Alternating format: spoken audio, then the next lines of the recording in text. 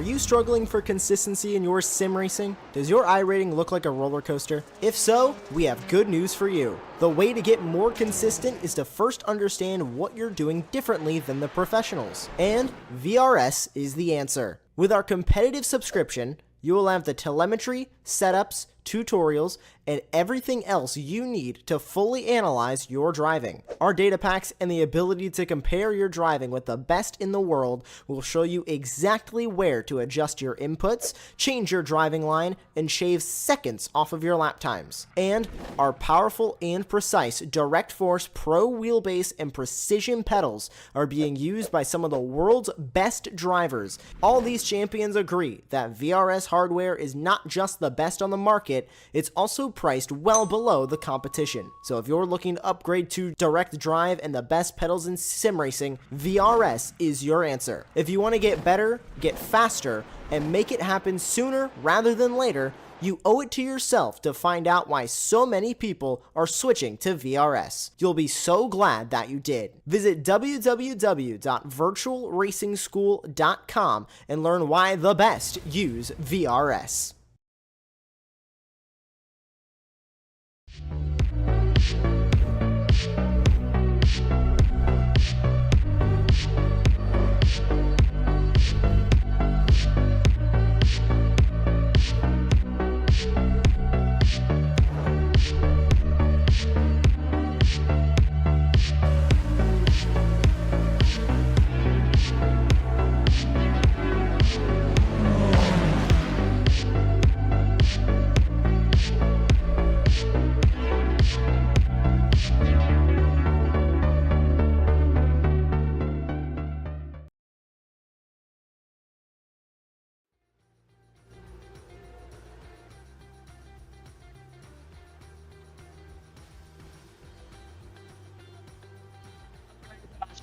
Good evening and welcome to Donington Park. From across the Atlantic one way, then we come back to Britain, just in the Midlands, just south of Derby. I'm Alex Marshall, joined by Sam Fitzpatrick.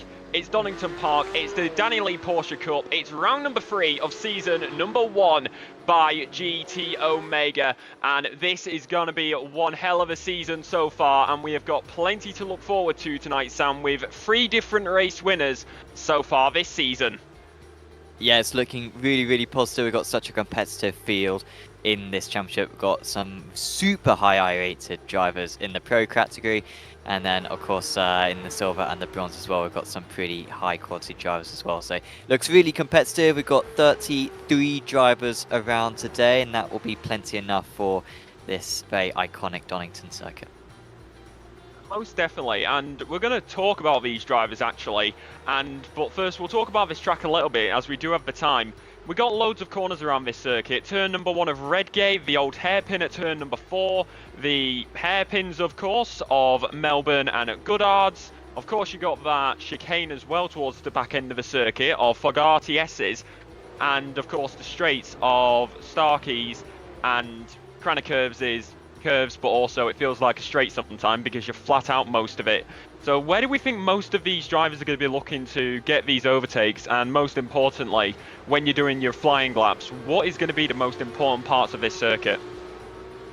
Yeah, I think with the fact that we're using the international layout, or the Grand Prix layout, apologies, rather than the national layout, it's very much going to open it up potentially for moves into the Melbourne hairpin, of course, on the extended circuit. If you can get a good run through the S's, which is really tricky, particularly in qualifying, so easy to pick up a 1x through there, so that's going to be a point of difficulty for the drivers. But yeah, heading down into the Melbourne hairpin, that's going to be a good opportunity.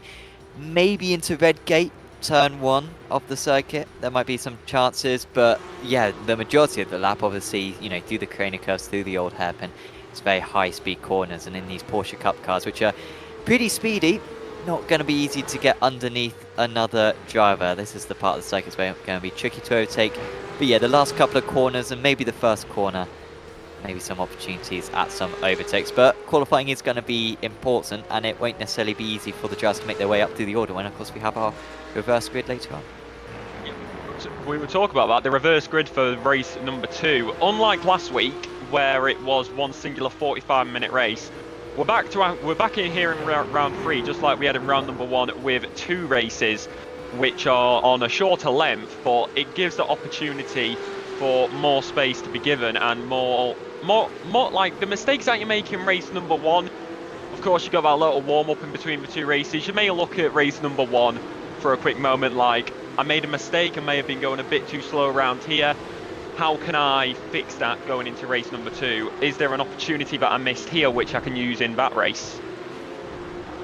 Yeah, you got to very much learn from your mistakes. And of course, you know, whilst we have the top 12 being inverted for race 2, you still want to be in that top 12. So if you're a pro driver in particular, you cannot afford a bad race 1, because if you finished P20 in race 1, then you're going to be starting P20 for race 2.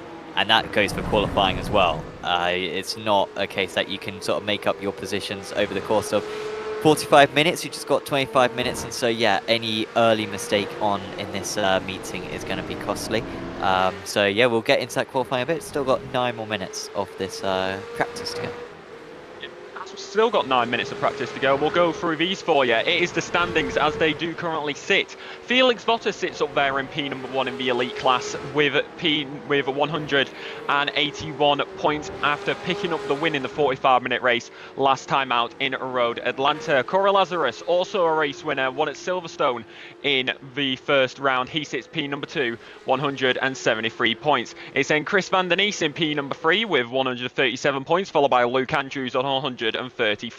Well, sitting 1 point behind them is going to be Andrew Delafleur with 132 points to their name. Then Elias Finoli is going to be 130. Oscar Bernson, the 3rd race winner of this season, also won in Silverstone, 110 points to their name. Daniel Lee sits in P number 8 with 99 points. And then it's Simon Mazzomo in P number 9 with 66 points. Rounding out the top 10, it's George T. Tyler with 60 points to their name. 57 points goes to Stefan Bosch. And then it's Matt Strand in P number 12 with 48 points to round out the elite class. Sam, what about the pro class?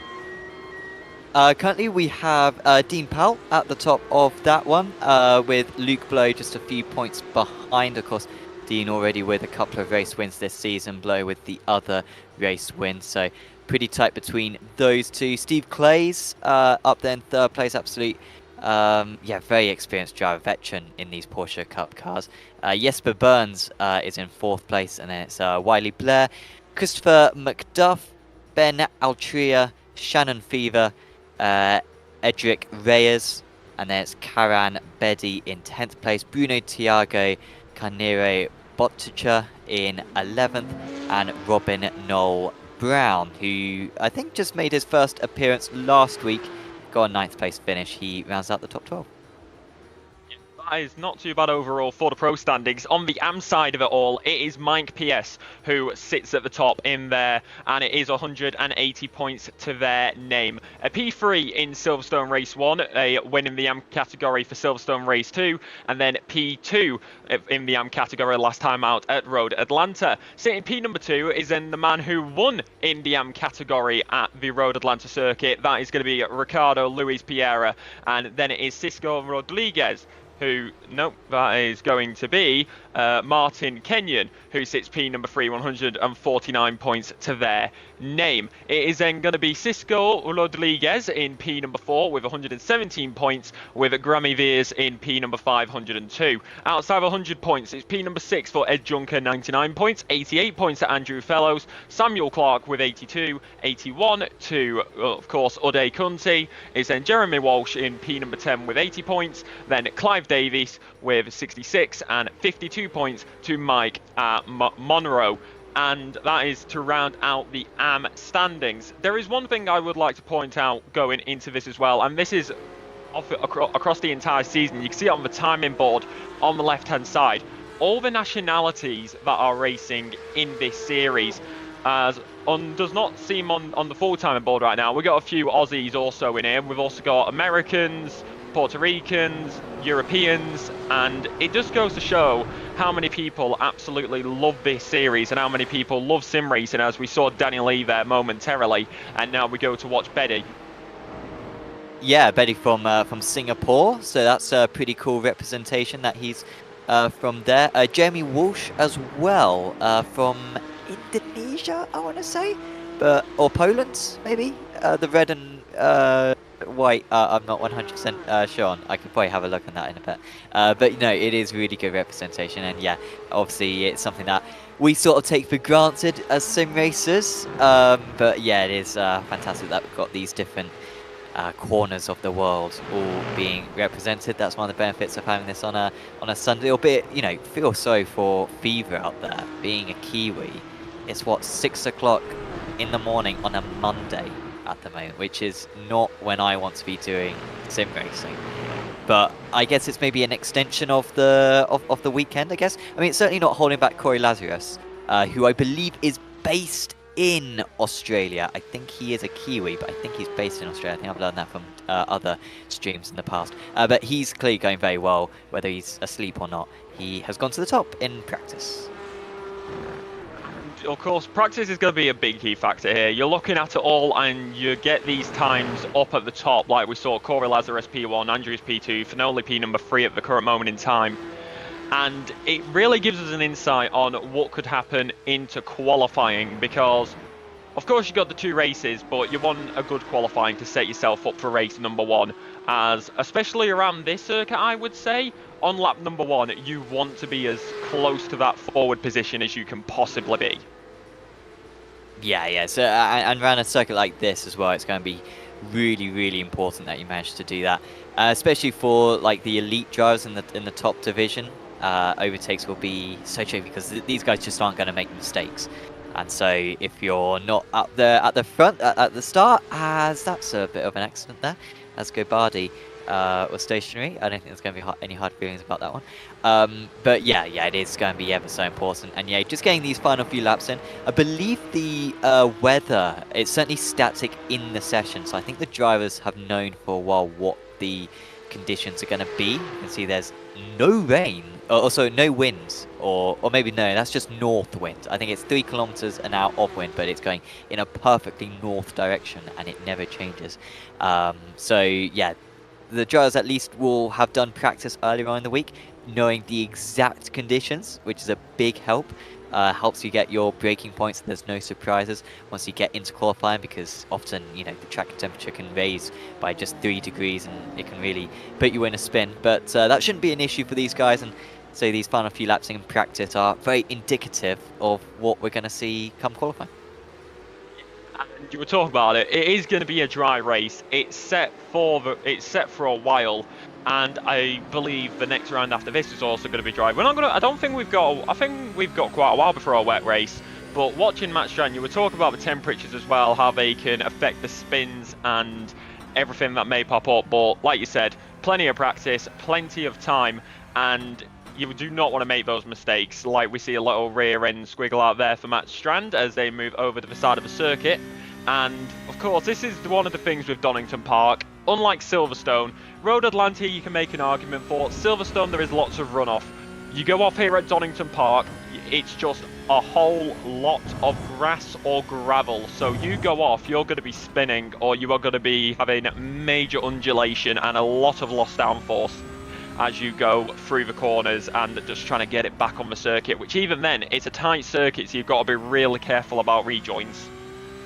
Absolutely. However, what I will say, Alexa, on that you're not aware of how bad the iRacing grass used to be. Like 2 years ago, if you think iRacing grass is bad now, it used to be like absurdly like tricky. So it used to be that basically if you dipped a wheel on the grass, you'd just spin pretty much.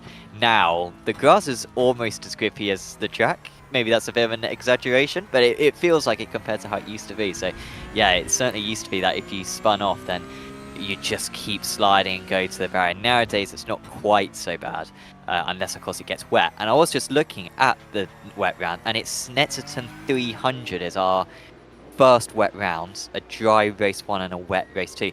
I've actually raced recently in the Porsche Cup in the wet at Snetterton 300, so I have some experience on that. And it's not too bad, actually. It's pretty tricky to get the right lines. It's sort of a weird circuit when it comes to that, because it's quite a narrow circuit and some of the corners kind of switch back on one another. So that will be a fun one and a very challenging one in these Porsche Cup cars when that arrives. But we're a few weeks away from that. That's going to be round 5 of the championship at the start of June. As that is going to be free practice coming to an end. We'll have qualifying coming your way in just a moment's time as we wait for the classification to come up to see the fastest times there in free practice. You were talking about Snetterton, not many drivers like that, but Donington Park, both IRL and in sim racing, it's always going to be a fan favourite as we just look at the Cranner curves and Old Hairpin back onto the pitch straight. And we're not going to get a classification for practice as we are going to go straight into qualifying. And I think this is a key point there. We must give a shout out to our title sponsor. It's GT Omega, and a big thank you for them and their enormous support on this series. GT Omega is a Scottish company and the UK's leading supplier in sim racing cockpits, gaming chairs and essential gaming accessories, delivering to the EU, Europe and United States. They offer a range of excellent value sim racing cockpits from beginner to advanced. Furthermore, you can get 5% off all GT Omega products with discount code Danny Lee. That's all capitals DANNYLEE, and you can check out their full range at gtomega.co.uk, gtomega.eu or gtomega.com. Also, another key factor here, which is very nice from them, 3 lots of GT Omega £100 vouchers will be awarded to 3 competitors at the end of the season in a draw. And one of the drivers who will most likely want to look forward to that is this man, Felix Votter. One last time out at Road Atlanta, and now we're in qualifying for Donington Park as we head through the Melbourne hairpin. Sam, what is he going to look for here in qualifying? Because I would say do not count this man out. Yeah, definitely do not count him out. I'm surprised he's not taking a bit of a wider line, to be honest, going on to the start-finish straight. Yeah, I was racing at this circuit in the PEC GB Championship and was terribly slow. But the stuff that I was seeing other drivers do who are like very, very good, taking a very wide line through that final hairpin, then it gets you a little bit of an extra bit of pace. But Bottas deciding just to put his foot down and not worry about that too much. So drivers, of course, get 4 laps that they can set in this 15-minute qualifying session. So Bottas will be done and dusted fairly early. He can take quite a bit of dirt on the outside actually of the old hairpin. The off-track limit is really generous around most of this track. It's pretty much leave a wheel on the curb rather than a wheel in the white lines, and you can get away with it. So Bottas is not pushing it all the way there, but that's probably just because he feels like there's a bit more grip on the black stuff. And it looks very neat and tidy so far for Bottas, but this next chicane is maybe where most of the time can come from, because these bollards are holograms basically, so you can drive through them, but if you do hit them then you get your lap invalidated. I think that was just about alright for Bottas. I think he might be taking it a little bit easier on this first lap and making sure that he gets a solid benchmark in.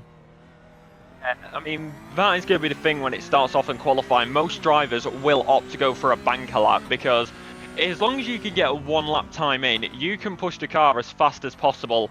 And of course you said there's a limited amount of running laps, but as long as you get a banker in, you will get times on the board, as Luke Andrews does. That is a 1:28.782. Felix Votter actually, there we go. Now P number 2, 0.706 behind with a 1:29.489. That's Matt Strand, goes and dethrones him, P number 2, 1:29. Dethroned by Elias Finoli, the Swede, who goes P number 2. But Luke Andrews still up there in P number 1. Only 2 drivers in the 1:28s make that 3, as Alejandro Della Flor goes P number 2, and that's going to be Stefan Bosch, who jumps up into P number 4. But only the top 3 in 1:28s right now. I highly doubt there will only be 3 drivers with those times at the end of this session. Yeah, the tyres hold on really well in these cars, so they should have no problem in setting competitive lap times for all 4 laps. So yeah, I would not be surprised that lap gets beaten for Andrews. Counteracting what I've just said though, Finoli decided to go back to the pits, get a fresh set of tyres on, so he can do that. It does waste 1 lap because this is basically his 2nd lap now, so he'll only have 3 laps in total. If you go all 4 in a row, then you get 4 laps in total. But yeah, Finoli deciding to get the fresh tyres so he can get a bit more grip, I guess. But yeah, as far as I'm aware, the tyres should hold on fairly well for the 4 laps.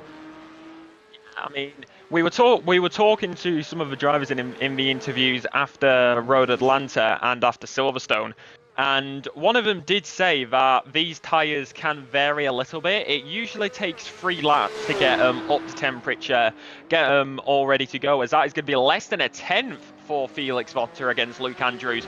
That's going to be a 1 minute 28.855. But they were saying it takes about 2, maybe 3 laps to get the tyres up to temperature and get them in the window. So I would say that their final runs are probably going to be the fastest. As I say that though, that is Della Flor who goes to the top 128.690, less than a tenth between him and P number 2.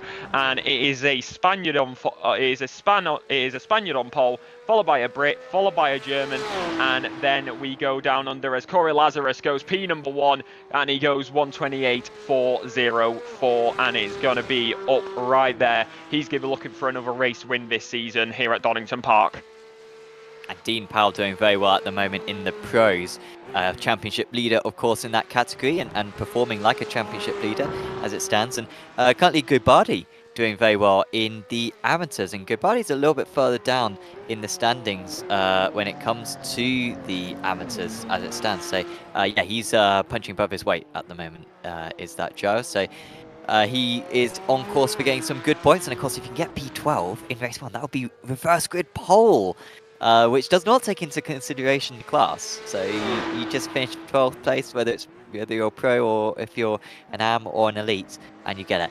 Andrew goes back up to 2nd place, and Berntsen across this line, and he improves to 4th place. A nice improvement there to bring it all the way up. You can see on the left-hand side, as if you are new here, we'll go through it real quick for you. The little yellow bars next to the numbers are for the elite category. The silvery grey is for the pro, and then it is going to be the bronzy orange, which is for the amateurs. That's how you can differentiate who is in what class. And of course, you've got the names and the nationalities there. 128.404, it goes to a 128.341 for Corey Lazarus. He is continuing to improve. He's going faster and faster with each lap that processes around here at Donington Park.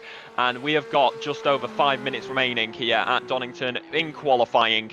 And of course, it's the longer layout, and you gotta think, how and where can I set this car up for the race? Many drivers may think about that on the bank lap or on the final lap, as of course, if you know how fast you can go around here and not so much others, then it can get a little bit tricky. But qualifying always going to give a good perspective, as that is Dean Powell, who has pulled to the side of the road. Danny Lee's teammate, they return to the pit lane, and that is going to be Gobadi, who goes in P number 12 at this moment in time. 0.932 off the top time. The Ukrainian going to continue here into the final hairpin here at Donington Park. Is there going to be an improvement, or is there not?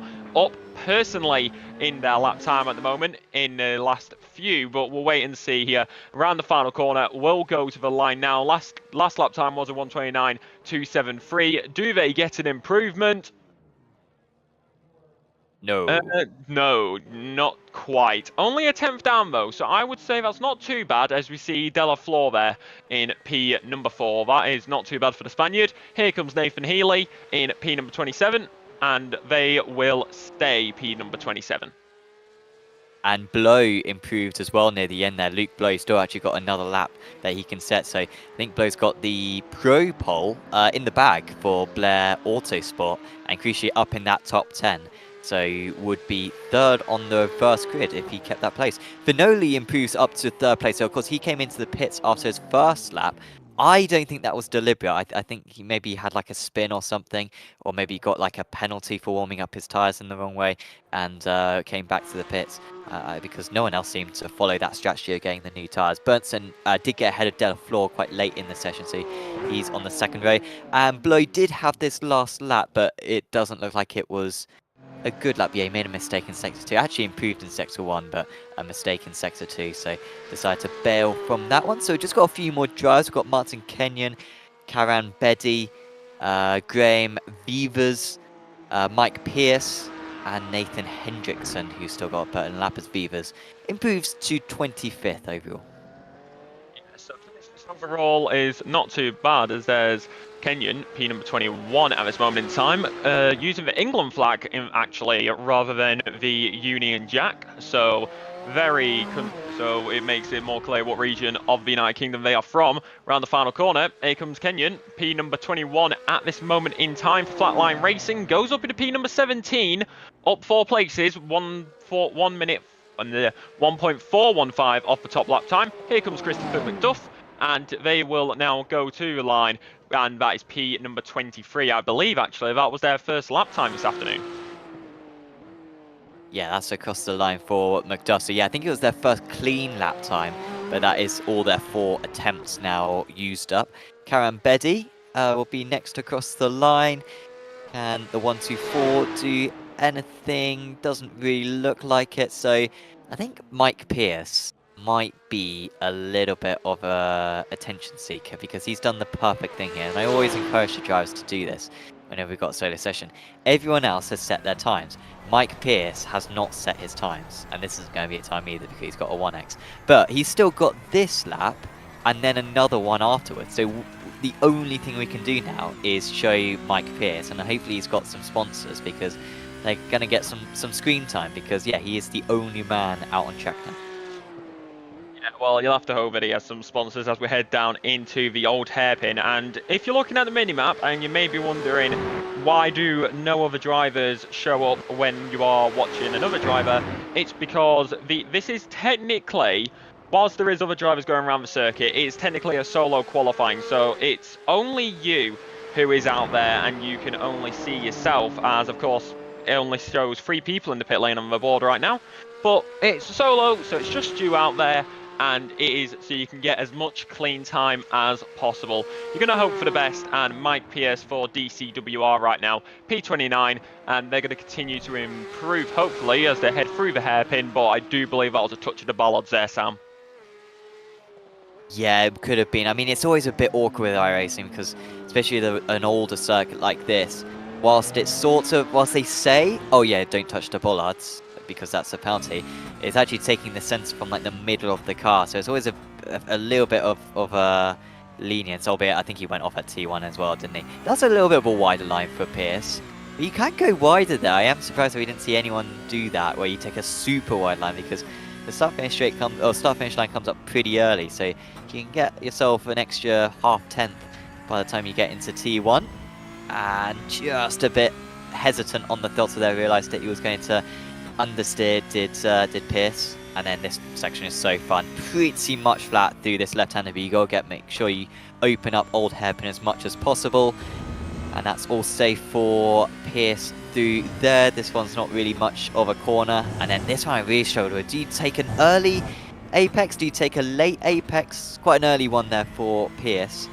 But that seems all clean. And then this one, of course, is pretty much blind. And again, you can cut the inside a lot, because there's no real physical deterrent. There's no like big scary curve on the inside of Coppice, so you can cut it as long as, again, you don't get a 1x, which is the exact same in this one. There's not much of a curb to deter you from cutting the circuit. It's all about just judging it with your eyes.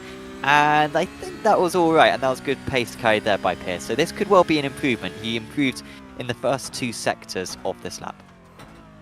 Wait and see as we head down into Melbourne hairpin now. Goes nice and tight as we ride on board in the helmet cam, even though you can't see the rest of the helmet. This is practically a helmet cam right now. Heading down into the final corner here at Donington Park. They look like a slight improvement in Sector 1 and Sector 2. Coming out the final corner though, how is that going to play out between him and the circuit? Mike Pierce currently sat P number 29 overall at this moment in time. Goes to the line, goes P22. Plenty of paces picked up there. And that is nice and tidy with just over a minute left in qualifying. Although, no more laps to do. So that is qualifying done and dusted as we wait for the classification and a race 1 to start. Yeah, we'll have to wait about another 50 seconds for that. But yeah, that was a good final lap there from Mike to put that all together. And yeah, sets us up nicely for the race 1. I mean, something that I'm really interested in, I'm not sure how it works in race 1, but was it all elite drivers who got within the reverse grid? Because of course I'm looking at some of these pro drivers and even the amateur driver, of course, of Gobardi, and they've got a shot at getting in the top 12 here and getting within the reverse grid. Did that happen with anyone in the first meeting of the season, or was it all elite drivers as far as you can remember? As I can remember, I don't think there was any amateur drivers, but I think there was 1 or 2 pro drivers who were in that reverse bit for Silverstone. So it is the key factor, but Donington Park, it's race number 1. This is going to be the setup, really. A lot of people will look to race number 2 for the main part of the racing, but race number 1, it's never to go undoubted, as it is race number 1. Corey Lazarus will line up on pole position, 128.321 to put them there. Luke Andrews then sits alongside in P number 2 to round out the front row. Then Finoli and Bernson row number 2, with Delafleur and Van Denise in row number 3.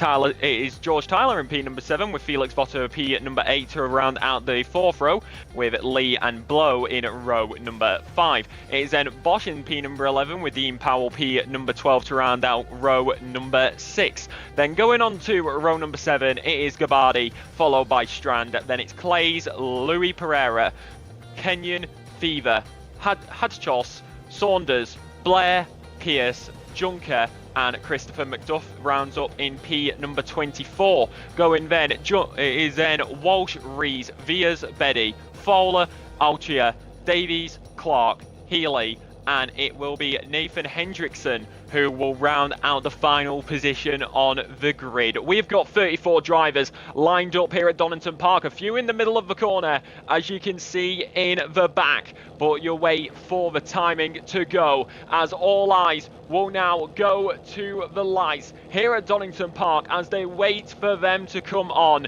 It is going to be race number 1 here in round number 3. Corey's there, and it is Luke Andrews as well. It is a Kiwi and a Brit on the first row. 2 Swedes right behind them here at Donington Park. Eyes to the lights. How will this shake up?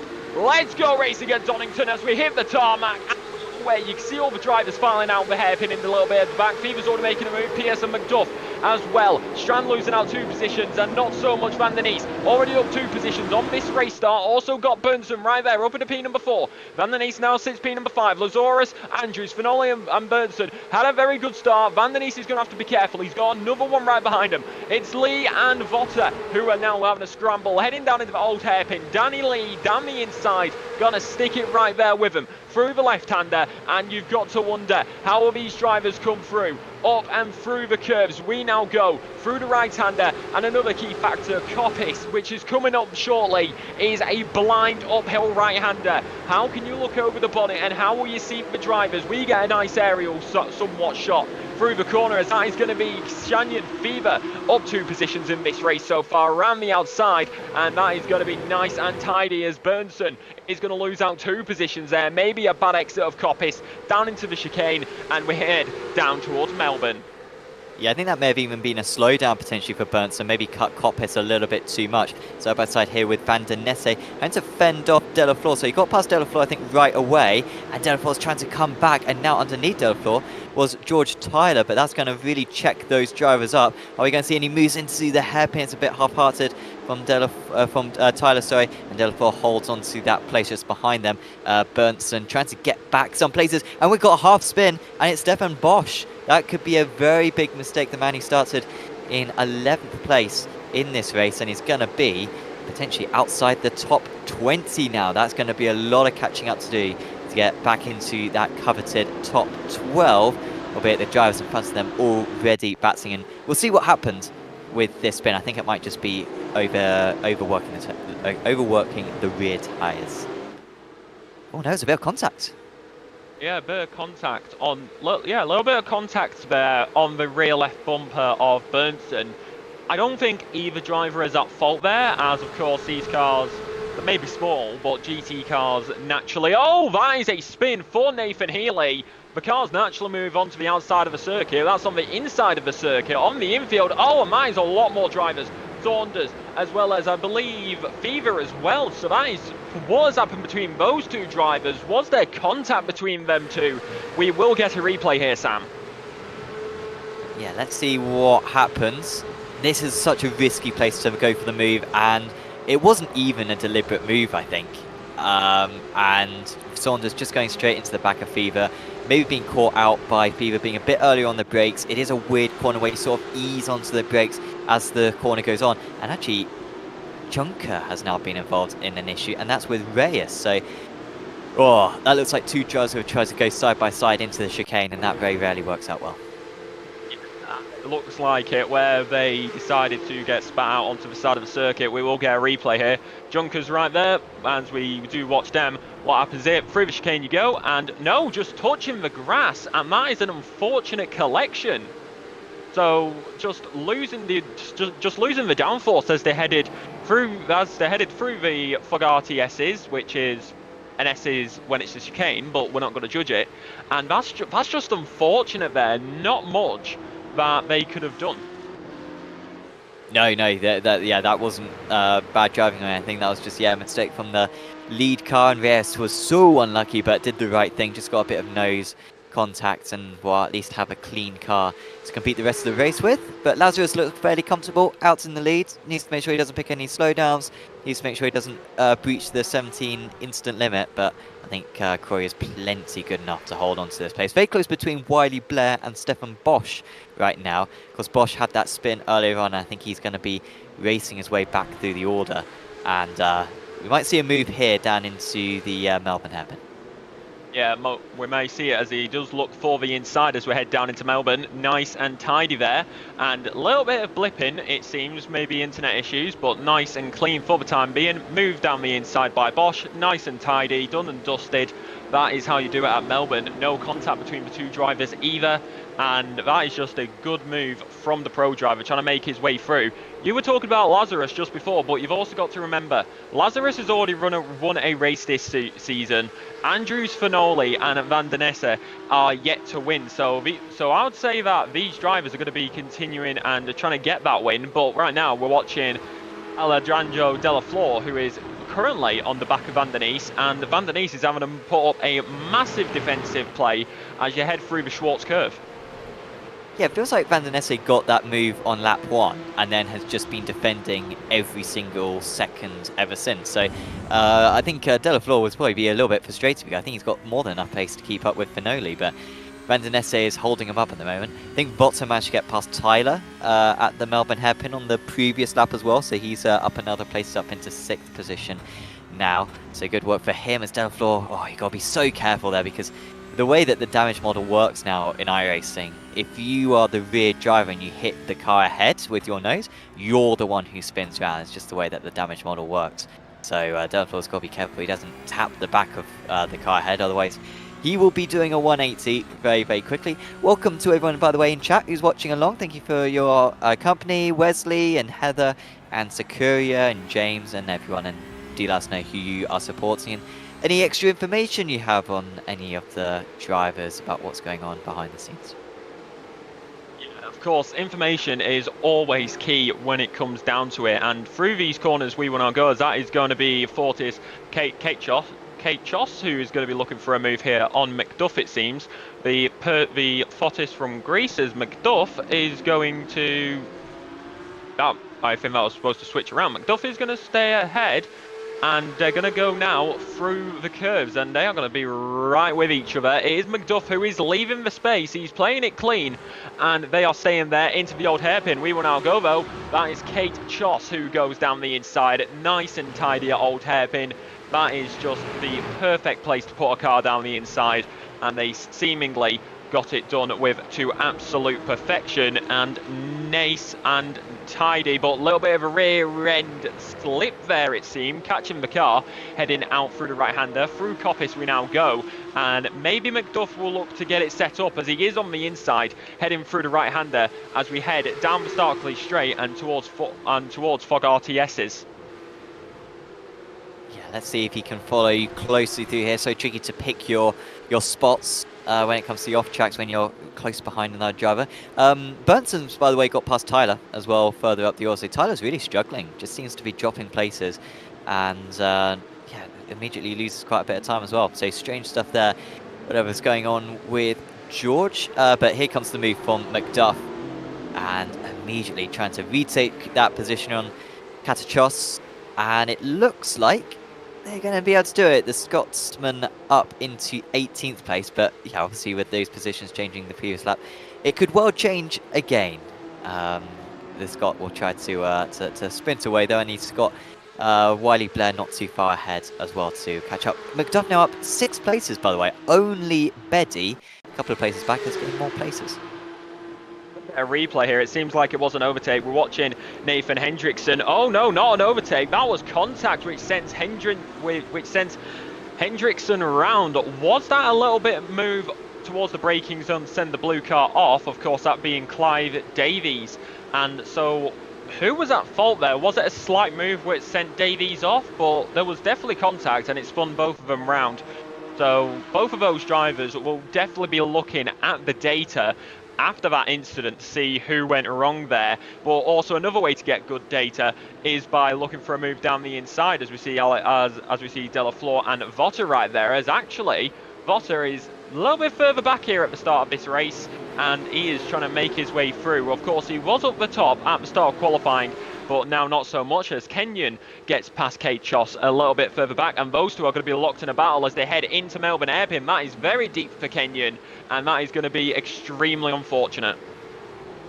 Big fan delivery for Kenyon. We've seen Martin around in a few other series in Apex over the years, and I don't think he's ever looked quite so good, so congratulations to him for getting that nice delivery.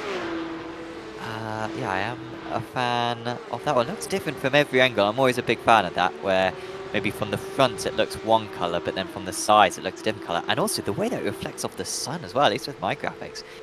Again, it almost turns into a third different colour. So incredible stuff that Martin has done. For Flatline Racing, of course.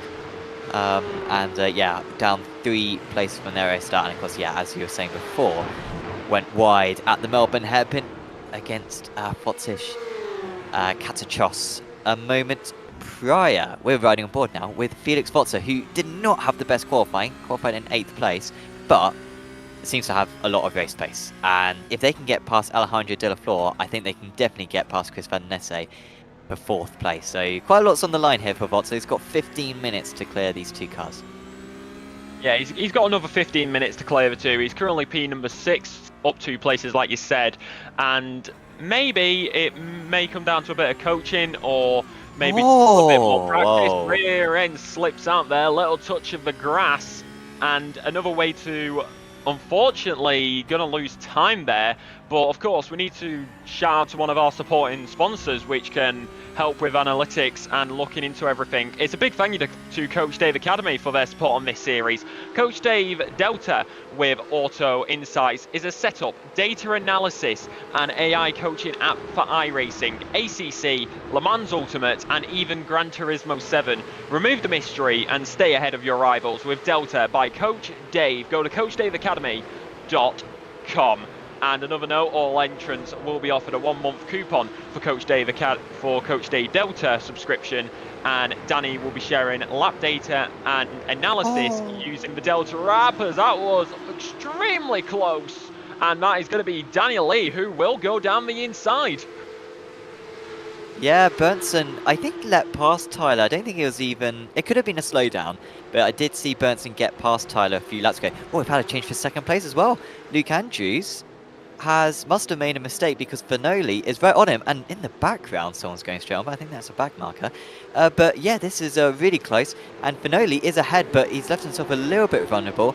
Andrews isn't able to jump straight back, almost makes contact, but Fernoli has got past, and I'd be fascinated to see what happened there to Andrews, because it was a mistake, I think, in Sector 3, could have been the chicane. And that just left him super vulnerable. Here it was. Fernoli was already fairly close. And then Andrews... I mean, this must be the send of all time. Andrews had a slowdown. I think he cut the... I'm not sure whether it would have been the chicane or whether it would have been Coppice a couple of corners earlier. But he certainly had to slow down. And yeah, that was how Fernoli got past, up to 2nd place now this week. Yeah, I do think that was through the chicane. We saw Andrews have a little bit of a two-wheel moment through the chicane, so most likely at that part of the circuit, as right now that is going to be Matt Strand, who is on the back of Luis Pereira. It's a Norwegian versus a Puerto Rican as they head up now and through to Coppice, through the right-hander. Of course, as you can see here, you can only imagine what it's like from the driver POV. It's an uphill right-hander which can make it blind if you are in a certain part of it. So you gotta wonder how those drivers going to be going through there. Sometimes you've just got to send it and hope for the best, but right now these drivers all playing it tactical as they head through the chicane right now. Another two drivers of Paolo and Gorbardi up there as we see an overtake. That is Felix Botta, who has now got past Delaflor into P number 5. That is 3 positions gained in this race from a P number 8 race start, and they are now up and through nice and tidy. P number 5 for Felix Botta, the German, trying to make his way up the field. Also, Corey Lazarus now with a 3-second gap up at the top, and then another 3 seconds to P number 3 of Luke Andrews from Finoli. Yeah, looking really good for Lazarus at the moment. I think Botta will quite easily get past Van der Nessing now as well, because Delaflor looked really, really quick earlier on. Looked like he was being held up by Van der Nessing, and I think Van der Nessing is punching above his weight at the moment, because his fastest lap is slower than most of these other guys. But, oh, this is getting a little bit tasty now. I sort of looked away from it, and they were alongside. But no, Botta's back ahead in P5, so they must have made a bit of a mistake, and needs to get up ahead now to Van der Nessing, whose pace is maybe improving a little bit. But yeah, I think Botta's got the pace to get that one done. And this we've seen in other series on the channel before, and he's a really committed driver. I mean, I remember Chris when he was racing back in like 2020, back in like lockdown era, and he was only really about 2.5k. I mean, I think his level back then would have probably put him around 20th place in a race like this, but he's improved so much. And then at the weekend I saw him, he was in the top split of the Indy 500 fix. So really great to see a guy who just puts in the effort and has gone from level to level in iRacing, and now stands at 7.7k. Absolutely phenomenal. He's tripled his iRacing in a handful of years. So best of luck to him that he can keep pushing on, and he's doing well currently in 4th place. As we tune in on Martin Kenyon, this battle's still going on. It looks like Katachetos is staying ahead, but only just. Yeah. Oh, and no longer. No, it's done. It's done. Sorry. Oh no, that's Oh no. It's terrible. Oh, Sam. Commentary curse. We are so sorry, Fever. Yeah, they'll go in the monthly highlights. So I'll make a note. Oh, Andrews has got back past Finoli, by the way. P2, or has he? He's got the better line. Around the outside, it's going to go for it. Oh, they're going to be inches apart, millimetres even, onto the exit of Coppice. Talk about close racing, as they're going to be right there with them. It is tidy and close down into the chicane. We will now go Andrews versus Finoli. We saw him a few laps ago, but that's Finoli who does go deep, goes wide across the hairpit, across the chicane. And now you got Van der Nessing, the Dutchman, going to be looking for the move down the inside, which they will now go for. Nice, and there with him through the right-hander onto the exit, gets the overspeed, gets the timing, and that is up into P number 3 right now. That is going to be extremely unfortunate for Finoli, but it just goes to show one singular mistake can be a key defining factor, especially when the grid is this close. Whilst the gap up to the leader to P number 2 is 4.9 seconds, from P number 2 down to P number 6, it's only 3 seconds really. So you may have, so basically the gap that is from the leaders P number 2 is the gap from P number 2 to P number 6. That is how tight this field is really getting as they head out of Old Hairpin. As you see Corey Lazarus there, the race leader, on track for their second race win of this season so far. But of course they've got to keep it on track, as one spin here can send them tumbling right back down into the pack that is right behind them and going to be hunting them down. Yeah, and a quick word as well on that Finoli one. I think Finoli will really kick himself for that one, because he was trying to race around the outside at the chicane, and the servo side at the chicane, it just doesn't ever happen. You just agree to go single file through there, so it was never going to work out. And then he sort of half tried to make the corner, and I think had he just straight lined it, then he may have got away with it as well, because of course, he cut the chicane, and then iRacing, just to rub salt in the wound, says, oh, what, you got to slow down by another second because you cut the chicane, even though you've just lost 2 seconds by going off the track. So, yeah, he'll be kicking himself for that one. And, of course, for Votza, I'm not sure that was necessarily a good thing for Votza because it sort of protected Van der Nesse a little bit. We've got side-by-side between Luis Pereira and Matt Strand, and that is, I think that's Pereira going defensive against Strand. Of course, Dean Powell currently in reverse grid pole as it stands. So that 12th place just ahead of them is highly coveted. Strand still with a good chance at retaking it. And so, yeah, it's a close battle at the moment with these 4 all within a 1/10 of a second of each other on that last lap.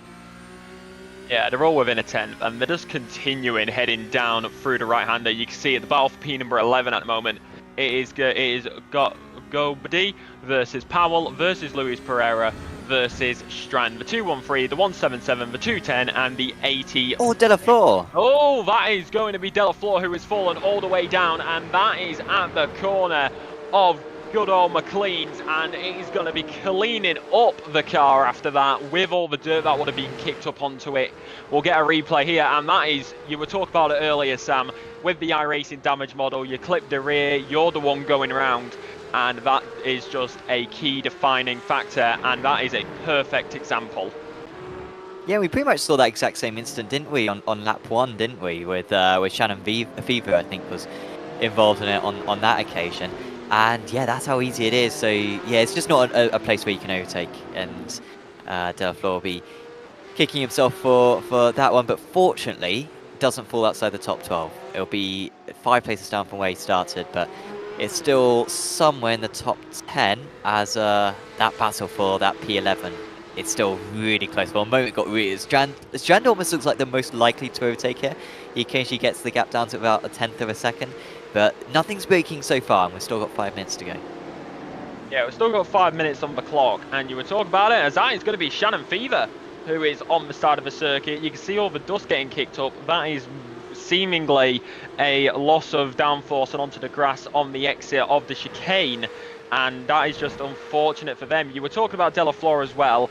They're currently now down in P number 10. That's P number 3 for the reverse grid start, of course, with the top 12 being reversed. So even though he was higher up here in race number 1 and fell further back, that is going to give him a decent starting position for race number 2. But right now, this 4-way battle between, of course, Gabardi, Powell, Luis Pereira and Strand, these guys are just all going at it. A Ukrainian versus a Brit versus a Portugal, and of course a Norwegian in the battle as well. Going to be going now down the Starkly straight and into the chicane once again. Don't make the same mistake. Don't go side by side. Go single file. Keep it tidy. Keep it clean. That is McDuff, who's lost out of position, it seems, down there as well. Ooh. Down into Melbourne. Looks for the move. Does Luis Pereira. Did not get it. That's going to give him a bit of loss of downforce. Almost loses another position there to Strand. And that could have ended very, very badly. That must have been a heavy left foot on the brakes.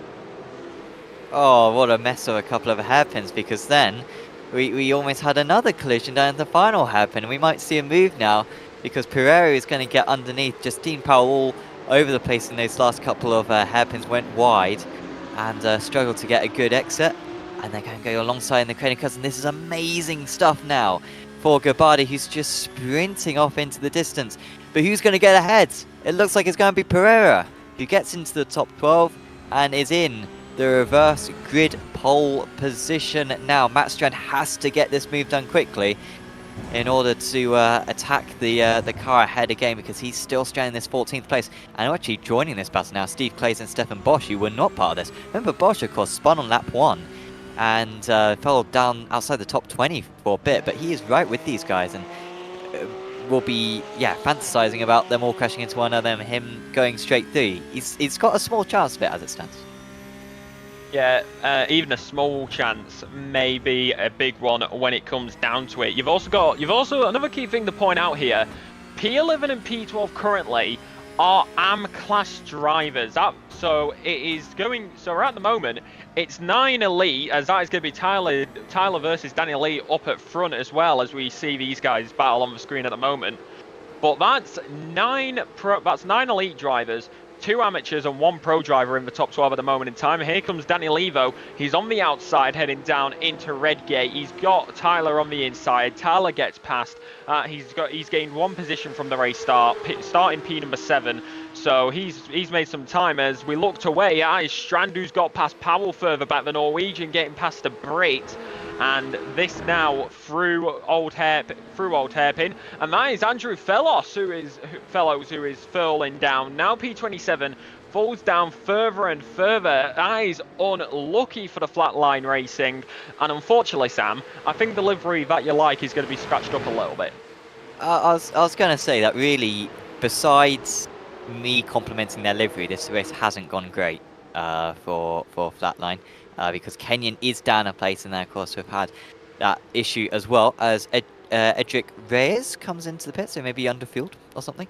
Not entirely sure. Got back underway very quickly, maybe a faster van. But yeah, good work for Strand to get past Power. How quickly this race has gone south for Strand. He was so close to getting past Kabardi just a couple laps ago. And here comes the move for Strand underneath, and this is for 12th position. And I don't think there's going to be much of a way around the outside. There goes the move in the background between Clays and Powell. Powell just trying to defend, but Strand's got that one done. He's up into P12, and I think Strand has got the pace now to pull away from these other drivers. We've just got 1 more lap to go, and Pereira and Powell feel very frustrated. Clays was able to get that move done on Powell, who is just falling like a brick right now. And I think Bosch, who of course is an elite driver who is only this far down the order because of a spin on lap 1, he's able to get past. So yeah, miserable final few laps for Dean Powell. Yeah, that is just extremely unfortunate where it happens, but I would say decent recovery. Currently P number 12, that will be pole or race number 2 for them. But looking at the Switzerland driver of Bosch there momentarily, goes back to Strand now, through the right-hander of good old McLean's, and then nice and tidy one more time. The thing is, though, are we going to run out of time here? Because leaders just coming through Melbourne now. No, I think we're going to run out of time here, as 25 minutes will be reached, and that is Corey Lazarus now coming down into the final hairpin. And this will be the 2nd race win for them of this season. It's Corey Lazarus who wins race number 1 here at Donington Park. Then it is Luke Andrews who's right behind him right there. But it's going to be Burnson who is still in a battle with Danny Lee out the final hairpin. Who's going to have a better run here down to the line. And Donington, as McDuff gets past Blair further back, it's going to be Burnson ahead of Danny Lee. Then it's Blow and Della Flor to round out the top 10. Yeah, I don't know what happened to Lee on that last lap because he was battling with Tyler, right? And fell behind Burnson in the end. So yeah, bad final lap for Danny Lee. Bad final lap for Danny Lee Racing generally for him and Powell. Was not the way that they wanted their race to end. Clay's held off. Oh, Clay's got past Pereira. Or yeah, I think Clay's got past Pereira. Anyway, he beat Pereira either way, and was in 13th place. So some battling late on there. And Jeremy Walsh beats Fotish Katachos across the line, and there's just a few more drivers to go through. But yeah, that was a fun race, and we barely saw our race winner, Corey Lazarus. He was so dominant. Yeah, he flew away off into the distance. Honestly, to be honest, it's kind of reminiscent of what he did at Silverstone. So maybe the British tracks are the key factor when it comes to Corey Lazarus. Seemingly loving these circuits, of course, in Silverstone, where they picked up the first win of their season, and now here at Donington Park. So it's going to be an interesting one, but key factor, he's going to be starting P number 12 in race number 2. After the 5-minute warm-up, and on pole is going to be a different driver, so we'll go through the classification once it pops up on the screen, as the warm-up is seemingly going to get underway in just a moment, but we'll wait for the race 1 classification, Sam. Yeah, and it was a really good result for those drivers, and there was for the elite drivers. So remember, the points are given out for your position in your class. So obviously some of the battles that were going on out there were actually between drivers from different classes. and that doesn't matter so much. As long as you're beating the drivers in your own class, and that's what matters. So Lazarus C1 either way, and was ahead of Andrews. Van der Nesse, who I think absolutely maximised that one. Really good job there from Chris, because yeah, I was sort of downplaying his pace in the early stages. I feel a bit bad now, but he had more than enough and took advantage of the mistake from Finoli. Felix Votzer looked like he had a lot of pace himself, but he just had too much to do, couldn't pull off the moves. But it did pull off a few of them, to be fair. George Tyler was ahead of Oscar Bernson, Danny Lee and Alejandro De La Flor, Matt Strand and Stefan Bosch. And that was the elites, and next up is the pros. So going into the pros, it is Luke Blow who wins in the pro category, the 116 on top. It's then Clays in P number 2 with Power P number 3. Blair, McDuff, Saunders, Rees, Fever and Altria will be then further back. Of course, looking at that as well, Fever and Altria 4 laps down. They had a return to the pit lane. So that is unfortunate for them. We have 34 drivers start, and that is going to be a few retirements in the race. Fever and Altria, 2 of those drivers, as we go over to the AMs. Yes, and it was Avesta Gabbardi with an absolutely terrific result. There was not really too much doubt about it with Ricardo Luis Pereira. 3.5 seconds back. Martin Kenyon was in third. He had a very entertaining battle with a couple of other drivers. I think one of them at one point was Karen Beddy. Jeremy Walsh was in 5th place against Fotish Katachos, Graham Vivers, Mike Pierce, Andrew Fellows, Ed Juncker, Clive Davies, Nathan Healy, Samuel Clark and Nathan Hendrickson, who I think had a collision early on, didn't he? And unfortunately there was a bit too much to recover from then on. Finished 6 laps down. Yeah, as we see all the drivers there, a few retirements and unfortunate. But of course, this is going to be one of the interesting things as the warm-up gets underway and we wait for race number 2. I do wonder what these drivers do end up racing in, as we see a driver coming out the pit lane to go for the warm-up, 2 minutes 50 currently done. And of course, we've got to give a big thank you to Race Anywhere, as they are supporting this series as a supporting sponsor. And Race Anywhere provides curated high quality sim racing equipment for the perfectionists, based in Daventry, the UK, but delivering worldwide, specialising in Sim Magic, Cubic Controls, Sparko Cobra, Pro Sim Rig and more. Visit their showroom to experience exceptional sim racing equipment and take your order home with you, or order online at raceanywhere.co.uk. And of course, delivering globally.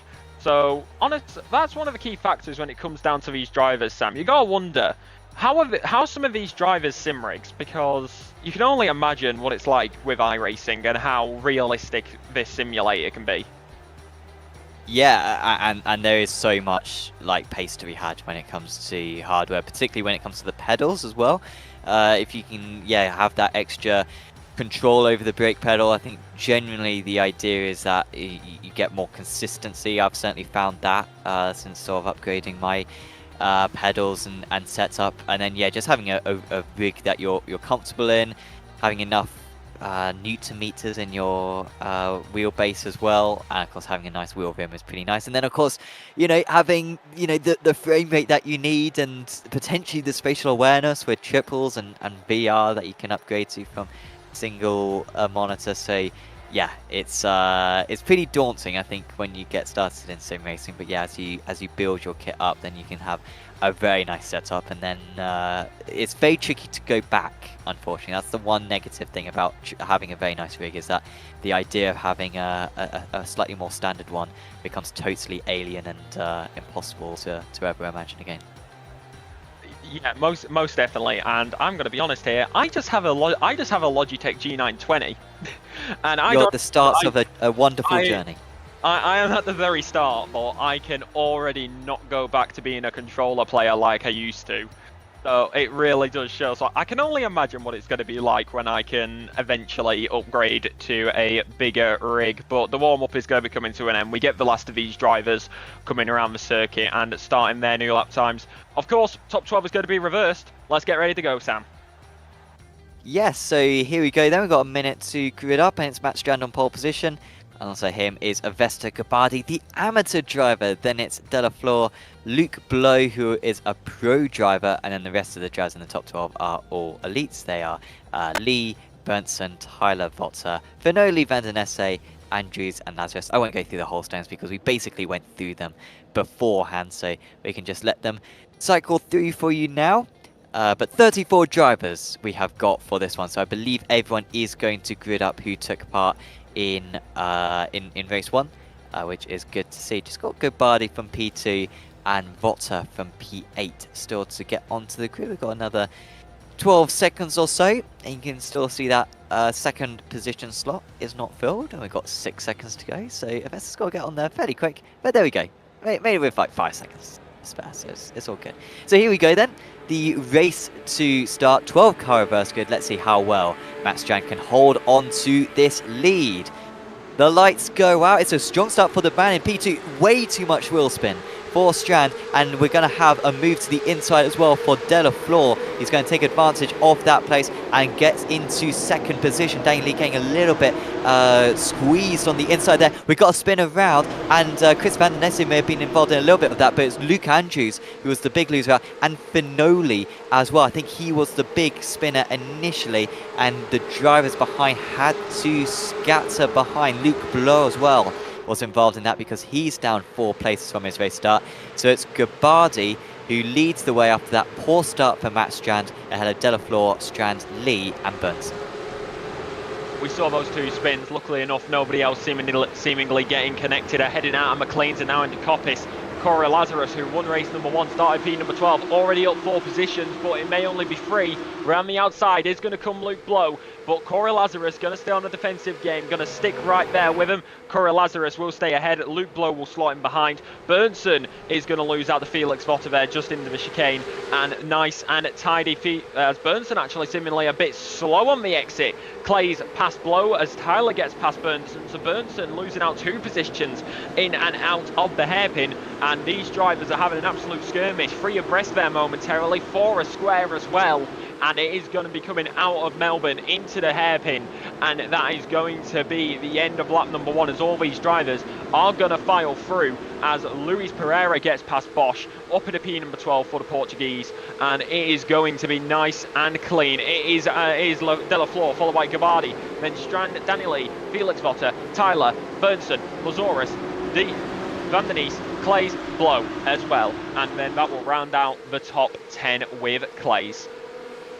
Yeah, I think Delafleur managed to get past Gabardi at the final corner on that previous lap. So this is his opportunity now, Gabardi, to really try to sprint away and put us his foot on this race because he can really potentially dominate from here. I think Strand will be so frustrated with that poor start because I think he had very good pace and could have held on to the lead for a while himself. Luke Blow just seemingly is on the outside every single corner. He keeps on being shoved out, and he's now down to 12th place. He's just been overtaken by Luis Pereira, who was unlucky to miss out on the reverse grid from before, as we've got a bit of side-by-side here, and this is very risky, and that was all wise driving there. Bottas just backing out of that one. He's going to have to go defensive against George Tyler, though, heading into the next corner as they all descend into the Melbourne hairpin, trying desperately not to wipe out the cars ahead. And that was Corey Lazarus actually getting past Bernson, so very nice move there from Lazarus. He's up to 7th place and 2.8 seconds off the lead. Yeah, seemingly in race number 2, that's his favourite place to overtake, going for a dive down the inside, and he's doing it with absolute perfection. Absolute key when it comes down to it. Heading now down towards turn number 1 of Redgate as PS gets past Betty a little bit further back as well. Heading through the right-hander now, it's Gabardi, who's still P number 2. He's an amateur driver. We've got to give him props as that is going to be Samuel Clark, who is on the exit, and that is in the middle of the final corner. Comes back onto the circuit. Luckily enough, not too many drivers around him. Maybe a little bit of loss of rear end or a little bit too much traction, and that just spins him round down the inside maybe, and that is going to be Votter who loses out to Burnson. Saunders is going to get past Clark, wheel to wheel, side by side. Daniel Lee versus Felix Votter here, and through the right-hander, and not Daniel Lee, that is going to be Clays, I should say. My apologies, as we head up into Coppice now. Through the right-hander, trying to chase down Van den Esse. I thought that was Lee, to be honest, as well. Very similar liveries on those cars. But yeah, that was I guess just ran wide at the old hairpin. I think did Votso and lost a bunch of places. I think he was ahead of George Tyler, wasn't he? So yeah, that's really disappointing for Watson.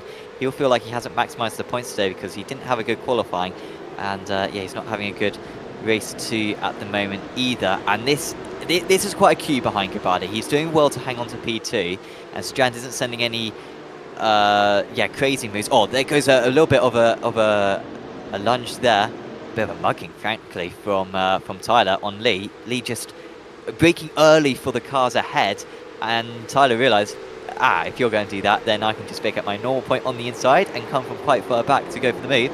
But it was a good exit for Lee, and he is not able to complete that overtake. Is his fellow countrymen. So still Lee leading Tyler, and Lazarus now right on the tail. And Lazarus will, he's a very experienced driver, is Lazarus. He's not going to go for anything impatient, but he must be thinking, I could win this race. But if I am going to win this race, I've got to clear these guys, probably by the 10-minute mark, so I can start chasing after Delafleur. Yeah, well, he's still got another 20 minutes to go in this race, so there's plenty of time. As you were saying, it looked like Danny Lee got that move down the inside. We saw Tyler going for it before. He's like, "You're gonna switch." It looked like it was going to be a move down the inside. Oh, wow! But instead, Danny Lee switched it back as that is a car off on the right hand side now on the screen, and that's Ultra. Hello. That is a whole lot of dirt. I do not think the aeroplanes that fly over the Donington Park circuit will be very appreciative of that. Yeah, I think it's a no-fly zone now in the Midlands after that, honestly. That was so much engine smoke coming out. There goes Lee on the inside, but he couldn't get it done. Slow exit for Tyler, just behind. And Lazarus might be able to get one of these places here. Sends it on the inside, but Tyler will have a good exit here. Might be able to get on the power slightly earlier, and it'll be a race down to T1. Lee's actually got a rubbish exit from that corner, and now they're all bunched in, and that's actually ruined Tyler's chances because he's going to be boxed in. He tries to get out of that box, but he cannot do it, so Lazarus goes past, and Lazarus might get past another one because Lee just hit that curb. It's a weird T1 curb there, can cause the car to oscillate a lot, and that's exactly what happened to Lee, and that might just cost him this place. Into the old hairpin they go, space given between the two of them. Lazarus has the better run, and Lazarus is past. He had to work very hard for it, and now there's a bit of a freight train now coming past Danny Lee, because Tyler has finally got that move done, and if Lee's not careful, there might be a few others, but, well, actually Lee's come back against Tyler now. Corey Lazarus have an amazing awareness with that, to be fair. He saw the car, he saw Danny Lee ahead of him. He had the car beside him. He's like, I'm going to use this opportunity. I'm going to use it to box you in. As we head now down the Starkley straight, going to go, almost look like we're going to go for a square there. Heading down into the chicane though. Daniel Lee, you do not want to go side by side through the hairpin. And not through the hairpin, I should say, through the chicane. And that's going to be unfortunate as Clays is falling back. That is Clays who has lost it on the exit of the chicane. And you can see them in the background. That is extremely unfortunate for the Eagle Speed Academy driver, and they will stay where they are. Do not want to move. They are out of this session after a return to the pits, and we will get a replay here of what happened. So he sent it. Is that Luis Pereira, or is it Luis Pereira the car behind? It's Luis Pereira the car behind, and it was a bit of an ambitious move there from Clays. I can see what Clays was doing, but again, side by side, you should try to avoid at all costs. And then there was secondary contact, I think, at the hairpin, or maybe they managed to get away with it. It was certainly very crowded. But yeah, Luis Pereira with quite a bit of damage after that. And I think Blow as well got a bit of damage as well. So might just be front, yeah, straight line hindrance. So hopefully he's all right. Dean Powell, meanwhile, though, getting up into that P13, sorry. So nice and clean, up you go. I just want to point this out, we are only 8 minutes into this race of 25, but if it does continue like this, Delafleur 5-second gap up at the top at the moment. He would become the 4th different race winner of this season so far if it comes down to it, due to Lazarus winning in race number race number 1. Daniel Lee losing out 2 positions there. Gabardi now falling further back as well, as that is Corey Lazarus. I just talked about him. There he is. He's up in a P number 3, as he's got amazing awareness this race, and seemingly every single time he decides to go for a move, he is getting that move done to an absolute T. He's now got Strand ahead of him, and then after Strand, there is only one man, and that's going to be De La Flor, the Spaniard, up at the top. As that is Ben Altria. You can see the left wheel, and that car is done and ruined. That is a return to the pits if I've ever seen one. He likes that spot, does Ben, and that's where he was stranded last time, so I don't know what's going on. Oh, maybe he's just been there the whole time, actually. So, a bit of contact. That was very tight. I don't think this is going to end well. Tyler on the inside. Gabardi backed out of it. He was so slow, though, was Gabardi. He was very scared, I think, of the other car hitting him. And, the Ukrainian, he's done so well not to give up too many places. Gives up 3 in one go. And now there's contact. Oh, I don't know whose fault that was. I wonder if we get a chopper replay of it, because Lee got on the grass on the inside, broke, but he will argue that Gabardi was moving slightly to the right, which forced him onto the grass. In the background, meanwhile, I think that was a mistake for another driver. Let's see it on board with Lee. You'll see, I think from his perspective, the car head moves to the right. Yeah, into the left-hander. Yeah, that is... I don't think... that's going to be a tricky one. We'll have to leave that to the stewards, but I would say that's definitely a clip of the grass there. But we'll have to leave that to the stewards, as of course different angles can give different perspectives. But from Danny's position, I can see why some people may say that the car moved to the right hand side, as Corey Lazarus finally gets past Strand and he's up into P number 2. He's got a whole lot of circuit. He's got 6 seconds ahead of him, but he is going to be on the hunt for De La Flor. Yeah, I said a few minutes ago, if Lazarus can get past these guys by the 10-minute mark, he'll have a good chance.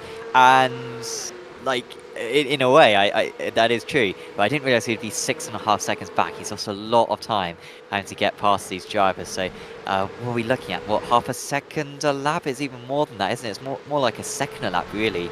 Maybe not a second, somewhere in the middle, like 7/10 a lap. So we'll see if he can do it. You can check out the live timing in the link through the link in the description below. Click on that, and then you can see the lap times, because he needs about 6/10, I think, which I don't think is going to happen. I think it'll need to be a couple of slowdowns for De La Flor to really bring the Kiwi back into contention.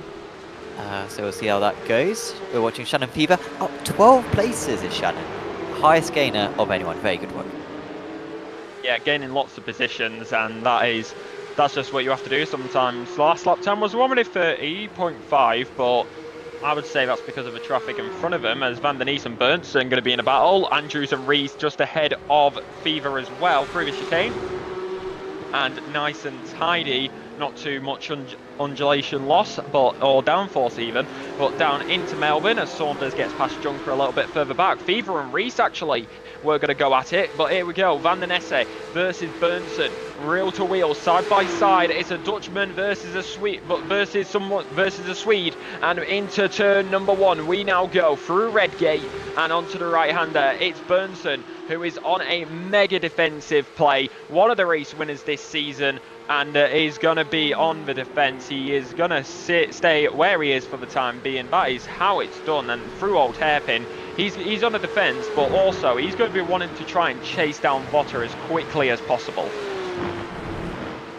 Yeah, he's going to need to chase us. So yeah, Van der Nesse with a couple of bad corners, right? And he was ahead of Votter, lost out there, and then he's lost out to Berntsen as well. So after a very good race 1 for Van der Nesse, going to need some chaos in front of him, I think, to gain any place from here in race 2, because the others seem to have a little bit of pace on him. Josh Tyler only just ahead of Votter though. Votter's super close to the chicane.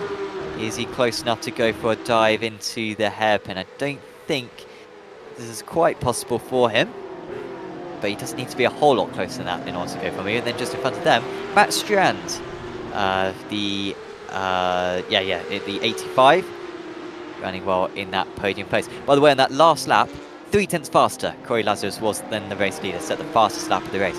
but that will not do it. He needs more than 3/10. It's actually only 2/10 to be fair. Great lap from Delafleur. So, yeah, I think Delafleur's safe here, out in the lead, as long as he doesn't make any mistakes. Well, the mistakes are key, especially around Donington Park, as Matt Strand is currently sat on the final place on the podium. So, you got to wonder what's going to be going on in Matt Strand's head and how he's going to be strategizing this. He knows he's got Votter and Tyler behind him. He knows that Votter is going to be quick at a straight line. How is that going to play out for him? As we see Luis Pereira, who is going to be in a fight right now, up against McDuff. You can see the damage on that Porsche from that contact he had earlier on in race number 2, in this race. And through the left-hander, we will now go up into McLean's. How are these drivers going to fare up? You've also got to wonder, how is the downforce going to be affected for Luis Pereira? Is he just losing straight line, or is it going to be harder to get that car through the corners? As when you look at the front of McDuff's car to Luis Pereira's car, there is a big old dent in that red Porsche, as there was a move up earlier on, but right now it's going to be McDuff looks for the inside down into the chicane, no. And that is a nice move. Danny Lever, whoa, what on earth? That was that a cut or was that clean? I could not tell. That was clean. Speed. Lee was the only one who I think stayed on circuit. The key there was to not be distracted by the other drivers. And yeah, they all missed it. McDuff, I think, sent an incredible send, but just missed the corner totally. I think the driver who was trying to overtake had to hesitate, basically turn right in a left-hander. And Lee just was behind all of them, just took the normal racing line and managed to get through. So that was a lot easier for him than he thought. And actually his teammate, Dean Powell, really benefits from that as well. Let's have a replay then. Because, yeah, you'll see this move from McDuff on the inside of Pereira. He misses a corner. Pereira can't turn it. Well, actually, you know what? Pereira sort of outbraked himself as well. And he just about managed to get through. And then his teammate, Dean Powell, does pretty much the exact same thing. Gets underneath all of them. And the two Danny Lee Racing drivers gain 2 places each in 1 corner. I think I can hear the cheers coming from the team's garage down in the pit lane. So that is going to be a good... So I think the team is going to be very, very happy with that one here in race number 2. Down towards the chicane we go again. We've seen this chicane quite a lot, as it seems like this is where most drivers are trying to make their moves, actually, and down into Hep and down into Melbourne. So there is going to be lots of screen time for the chicane and the Melbourne hairpin. It would be a good place to put some sponsors, if I do say so myself. And of course, we've got to give a big thank you to one of our supporting sponsors of Grid Engineering. As of course, they are Grid Engineering, providing as Shannon Fever, we'll get back to the sponsor in just a moment, as Shannon Fever goes straight on at the Melbourne hairpin. What on earth happened there? Was there a brake failure? Because he was up 3 positions in this race, and now he's all the way down. Yeah, what happened here was that there must have been a bit of contact, I think. Went to the inside. Yeah, just a slight tap, and then once you're on the grass, you've got very little stopping power. Oh, that was so lucky. Split the difference between those 2 cars. In fact, you can split the difference, as maybe a Porsche 911 GT3 Cup console is a good thing to invest in when it's racing in this series, as of course as it will be awarded to one of the competitors at the end of the season in a draw by the supporting sponsor of Grid Engineering. Grid Engineering provides a wide range of top-tier sim racing products, including Porsche licensed equipment to provide the ultimate motorsports experience in your simulator. Find the full range at grid-engineering.com. So honestly, I would say if I was racing in a Porsche series, I would love a Porsche Cup console. Yeah, that'd be pretty cool, wouldn't it? To be able to get all of that stuff, and yeah, really feel like you're part of the car. Because this is such a popular car in iRacing. I mean, it's impressive that we have GT3s, and frankly, this thing is pretty similar to a GT3. And yet, people still come to the Porsche Cup car. They're still excited by it.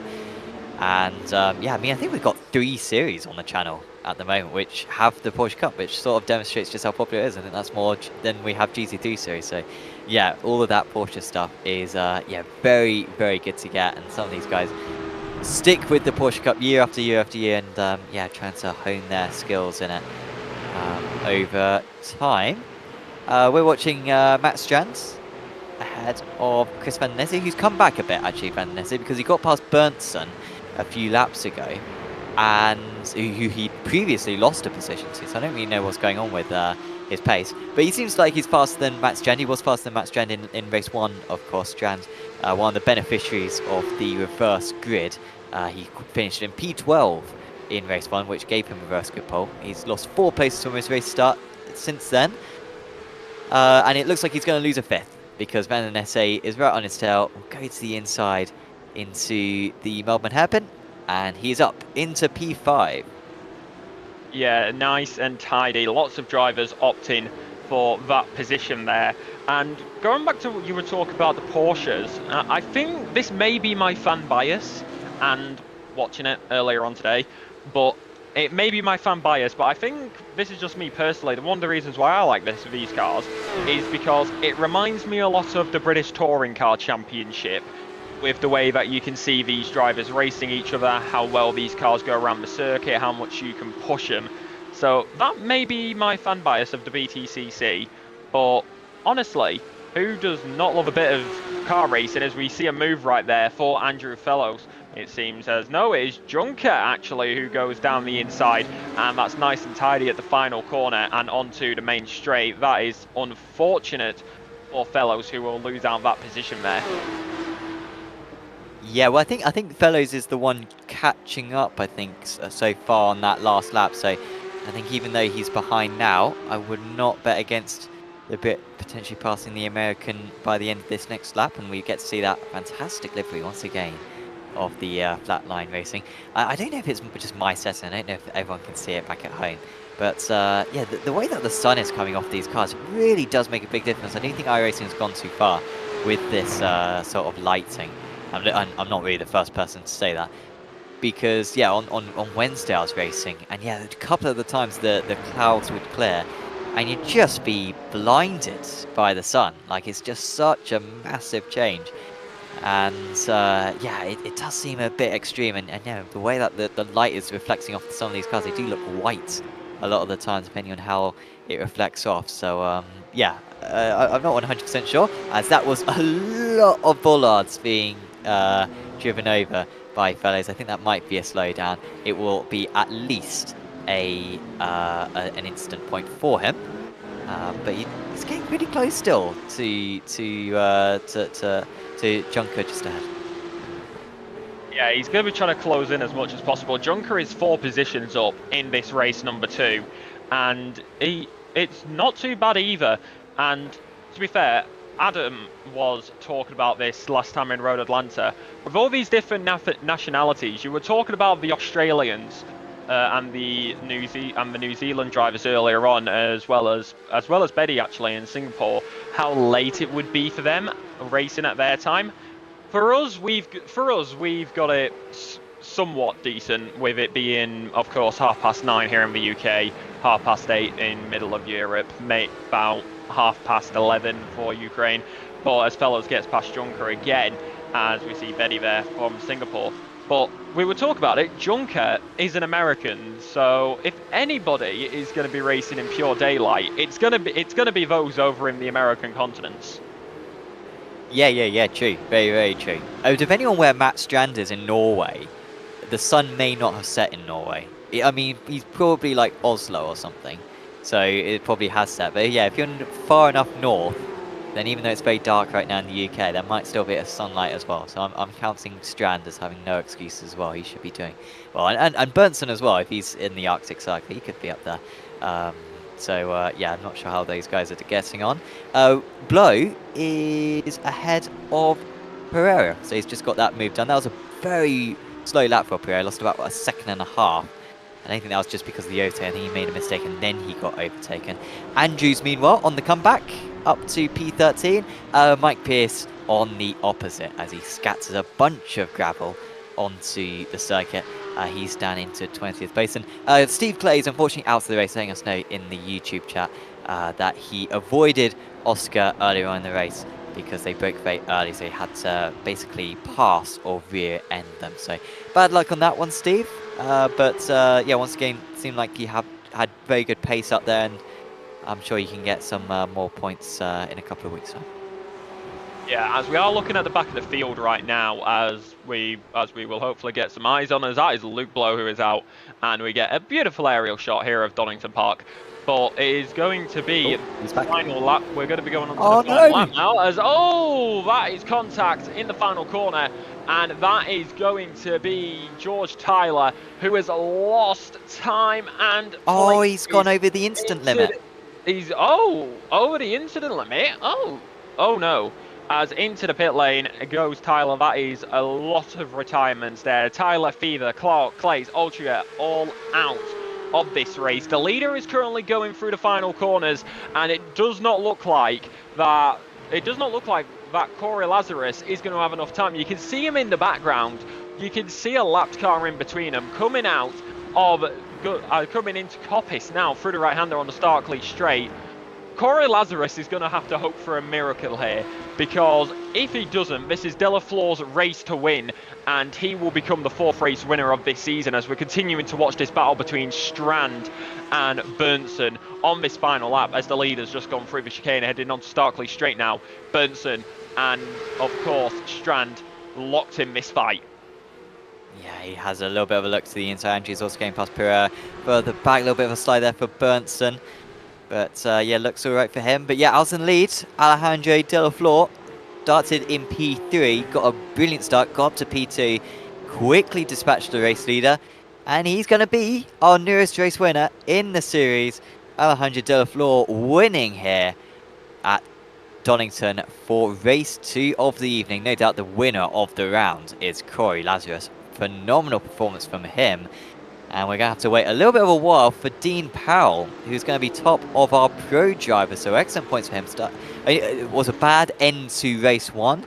He didn't get into the reverse grid, but in the end, he didn't really matter. He got back to a very strong position in 9th place, wins out of the pros. And Ricardo Luis Pereira, despite losing that place to Luke Andrews on the last lap, he wins out of the amateurs. Yeah, it's nice and tidy. Luis Pereira, P number 12. I just do want to say, can we give props to one man? He's P number 14 now, but I want to give props to Gabardi as well, actually, the Ukrainian, as, of course, due to the reverse grid, they started very high up in P number 2, and they stayed there for practically the entirety of the first 10 minutes, holding all the drivers up behind them. They put on a mega defensive play, and whilst they did finish down in P number 14, that defense at the start cannot go unnoticed. No, it was really good, wasn't it? It was just that contact with Danny Lee which cost them. And it's always a little bit of a tricky thing. I mean, I make a big deal whenever it comes to someone getting within the reverse grid, but it can be a curse more than a gain as Davies decides not to take the corner for some reason. But yeah, it can sometimes be a bit of a curse because it puts you in those situations where you can be in the firing line potentially for an instant, as he had with Danny Lee. But he did really well, and to be fair, the other drivers did very well as well. Like in those early stages, we did have a bit of an over-ambitious move from Chris Van Den Nesse. We saw it on the penultimate lap, which of course caused the retirement of George Tyler. Big shame for that. I think basically Van Den Nesse went for a dive, hit the driver ahead of Tyler. Tyler went over the instant limit, which is 17 instants. So if you make contact like that, you get 4 instants. So that can put you over the limit.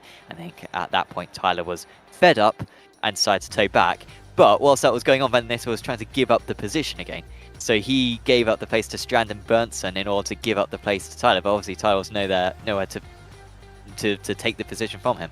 So that promoted a couple of drivers. And it resulted in these results. Delafleur winning out ahead of Lazarus, Bottas, Strand, Bernson, Van Den Nesse, Bosch, Lee, Andrews, Tyler, and Finoli. The bottom two there not taking the checker flag. Yeah, it's unfortunate that they did not take the checker flag, of course, for many different reasons across the grid, as in the good old pro category. It is Dean Powell who goes up there in the top in that category, followed by Blow, McDuff, Saunders, Reese, and Blair. Fever Clays, and Ultra unfortunately did not take the checkered flag, so only 6 drivers in that category taking the checkered flag in that race, and they will be picking up some very, very nice points into the next round. As next up will be the AM category, and going through them, it is going to be Luis Pereira who will be up there at the top, followed by Gabardi after a mega defense inside the first 10 minutes, sits P number 2 in the AM overall. Jeremy Walsh sits in P number 3, followed by Betty, Pierce, Kate Chosh, Fellows, Junker, Kenyon, Vias, and then Davies will be P number 11. Healy, Clark, and Hendrickson unfortunately did not take the checkered flag. Hendrickson being 17 laps down. I believe that was a return to the pits after the first lap, if I'm doing my maths correctly. And of course, we've got to give a final thank you to Evolution Sim Racing, as they are the host community for this series. Danny has chosen the Evolution Sim Racing community as hosts of the Danny Lee Porsche Cup by GT Omega. ESR runs multiple well-run leagues, a variety of disciplines. Head to discord.gg/ESR to join their community and take part in one of their series. Sam, that was a very, very good racing action tonight. And I do believe that we will have some interviews coming our way very, very shortly to conduct, as there is actually a few drivers. Who shall we bring in first? I'm going to be selfish and have a chat with Corey Lazarus first up, because he was our highest scoring driver across the evening. Corey, congratulations. Good to see you back out on circuit out there.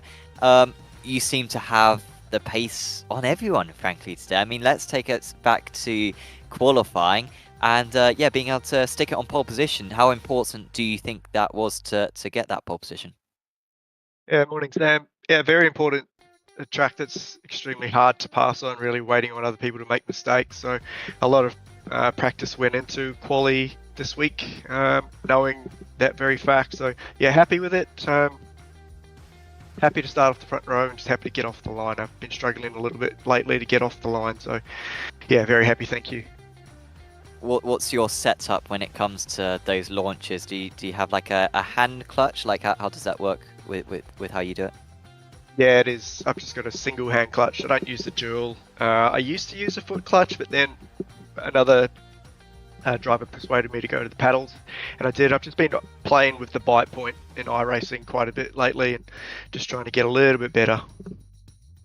Well, yeah, it certainly seemed to work out for you on that one. And then in race 2, you had to do a lot of overtaking, but it seemed like you just sized your way through. Like you didn't get a whole lot of the places done on lap 1, maybe 2 or 3 of them, and then a lot of moves into the Melbourne hairpin, it looked like, but it all seemed pretty clean from where we were, which obviously, like you were saying before, it's not an easy to overtake circuit. So yeah, you did well to get through there quite so cleanly. Yeah, thank you. Yeah, it's patience, I guess, particularly after the results of race 1 and just knowing the points situation and knowing we don't really have to stress too hard in relation to Felix. There was an element of caution through that and patience. And you just take your opportunities when they present themselves. You probably find most of those passes were when somebody was being held up in front in a gaggle of cars, or they've made a tiny little mistake, and I just managed to sit back and capitalise with momentum. So yeah, I didn't really try to push people too hard. Going down through the craning curves next to Danny was quite hairy, just because I'm very aware of the net code being in this part of the world, so that was quite hairy trying to go around the outside of the old hairpin, but fun at the same time. And yeah, appreciate the respect from Danny as well. Yeah, it was some really good bats in between you guys. You mentioned Felix before. Would you say, you know, after these first few rounds of the championship, you got to know a lot of these drivers now? Would you say it's Felix who's going to be your main rival for the title? I think on a consistency basis, probably. But anything can happen. We can't drop the final round. It only takes like 1 or 2 rounds, you know, and one little mistake or an accident to drop you right down. But yeah, there's plenty of guys in here with some good pace. But yeah, on a consistency basis, probably Felix. Well, we wish you the best of luck for the rest of the season, Corey. Is there anyone you want to give a shout out to? Yeah, thanks to the Apex Racing TV broadcast, yourself, Sam. You guys always do a really good job. It's always good to watch the broadcast back and always forward it on to as many people as possible. So it's really good. And just my wife for putting up with me and letting me do as many hours on the sim as I do. That's it. Thank you. Awesome. Thank you for the kind words, Corey, and we'll see you back next time. Thank you. Looking forward to it. Corey Lazarus there, first in race 1 and second in race 2. Who are you going to have a chat with next, Alexa? Well, it seems as we just spoke to the race 1 winner, I think it's only fair that we speak to race number 2 winner, that being good old De La Flor. As of course, it's going to be De La Flor. You are live on Apex Racing TV. Welcome to the commentary box. Race number 2 win right there, and you are the 4th race winner of this season. Talk us through it. It's Donington Park. It's a circuit known. What was it like out there for you? It was tough for sure, man. It was really tough. I was understeering all the time because I didn't make the setup really good. But at the end, I get the pace, and I mean, it was that first 8 laps which get me the win for sure, man. I just overtake the leader and get my pace. And yeah, that's the win. I'm very happy with it because these races, 25-minute races with the 12 all the way around, man, they give me life to get on the top 3, top 1 right now. So yeah, I'm really happy. Yeah, and you were talking about those first minutes of the race. We saw it. You had a very good race start, especially down into turn number 1 against the leader as well. What was going through your mind at that moment? Is there any specific ways that you drive, or what was the process going through on that first lap to get up into the lead? Well, the point was trying to get not a good start, not like the P1 that gets a bit of spin on the wheels, and that's why I overtake. And I was scared really to get into turn number 1 because when I overtake him through the right, I didn't know if I have enough space. But at the end, I have it. And the thing was being safe, being on the black surface, and trying to overtake the P1 car as fast as possible because I know Corey was coming through the back at the end of the race for sure. And I get enough space at the end. So yeah, just trying to be aggressive and safe at the same time. So yeah. Yeah, and of course, 2 weeks ago it was Road Atlanta with the 45-minute race. Tonight it was different, 2 25-minute races, just like it was in Silverstone at the start of the season. What's the difference? What's the difference in going into it, knowing that if you have a bad race 1, you can get it back in race number 2, especially with the reverse grid order? So what's it like going into these races where it alternates every single round? When you're racing 25 minutes, the tires, you don't care about them too much. That's not the case with 45-minute race. And the thing is, in the first race, I have a bit of a touch with Felix. And that's why I went from 6th to 10th. And that's why I went 3rd on the second race. And for sure, these races are much more quicker and trying to do the overtakes as fast as possible. And yeah, just be aggressive and with everything, with the car and also with overtakes and trying to be always safe. But yeah, they are fun races, much more different than the 45-minute race for sure. And yeah, I like them both, but I think I have more opportunities to get on the top of these races because of the 12 cars. Yeah. Well, fair enough. Before we let you go, is there anybody you would like to give a shout out to? Yeah, all my team, esports, they're always supporting me here with setups and everything. And yeah, all my teammates were looking at me. So yeah, thank you to all of them. Well, fair enough, and I'm sure they will be thanking you as well. Have a good night, and definitely rest and pop open the champagne after your first race win this season. Thank you, mate. See you. Have a nice night. Bye-bye. Bye-bye. And Sam, I believe we only have one more person to interview, so I think this is the one which we should both take. It's the man who is the reason that this series exists, of course, with the support of the community that is running it. It is the man behind the plan.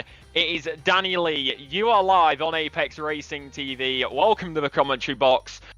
What was that race like for you? Because I'm sure we all have a lot to talk about. That was superb. Really, really loved it. That's when you sit down for a race like this, especially at Donington. I was kind of hoping for a really big slap-up meal of sim racing, just all the good stuff, and it did not disappoint at all. That was intense and exciting, and there will be a lot to piece together afterwards, no doubt. Yeah, most definitely. We saw that double overtake. Well, we saw your overtake through the chicane there. I believe it was race number 2. I believe it was race number 1. It may be in race number. I believe it was race number 2. It may be in race number 1 actually. But we saw that double overtake with your teammate heading through the chicane. What was it like there? We got a beautiful onboard, but we would love to know your opinion with that double overtake on what I believe, which was McDuff and I believe Piera. Yeah, that was a real moment where I tried to kind of semi-squeal, but also not open my mouth. So I'll go back and look at the stream and probably clip it, because these sorts of things are really entertaining. You go back and you think, wow, was that what my face looked like in that moment? That was a real kind of squeak through by the skinnier teeth. So unfortunate for them, but you always wait expecting for these like calamity moments to happen to others. If you just stick by and wait to take advantage of it, then you get a good freebie, and that was an exciting one. That really felt like just dodging a bullet. Yeah, and of course, it's a very good circuit round here. Seemingly your butter on bread tonight. Seemingly you love this circuit. So, what was it like racing around here, especially with 2 25-minute races? Well, don't talk to me about bread and butter, otherwise you'll be here all night. But basically, I love this track. Visited it in real life a few times. It's just such a lovely place to be. And, in the quieter moments of race 2 at the end, I just sort of imagined to myself, I've stood there. I know what it looks like standing there. So it's nice to kind of merge reality with the sim in ways like that. I hoped it was going to be a good race. It was chosen, the full layout, because of those 2 hairpins at the end that would instigate some overtaking, and it just delivered. It delivered greatly, and I hope it was entertaining to watch and commentate. Oh, it definitely was entertaining for me, and I do believe it was entertaining for my co. I shall hand you to Sam, as I'm sure he would like to ask you quite a lot of questions. Yeah, just one or two. Like the track schedule, Danny. I was going to ask you, what were you looking forward to this season? But seeing as you picked all the tracks, I imagine you're looking forward to all of them. Yeah, looking forward to all of them in many ways. Sometimes it's easier if you basically have dominion over what tracks are chosen. There's only one stipulation that I think rings true for all of them, and none of them are kind of shooting gallery circuits whereby one person's incident can quickly become the whole grid. So no Watkins Glen, no Long Beach, nothing like that. And Nürburgring's probably an exception, but you can't really blame it. It's just all the tracks that kind of brought me joy when I was streaming Porsche Cup last year. It feels like all of those tracks that were really entertaining. The ones you like and the ones you don't, and a lot of the ones that I like are here. So really looking forward to particularly VIR. Snetterton should be good as well, bit of weather sprinkled in, and hopefully it just produces great racing like it has tonight.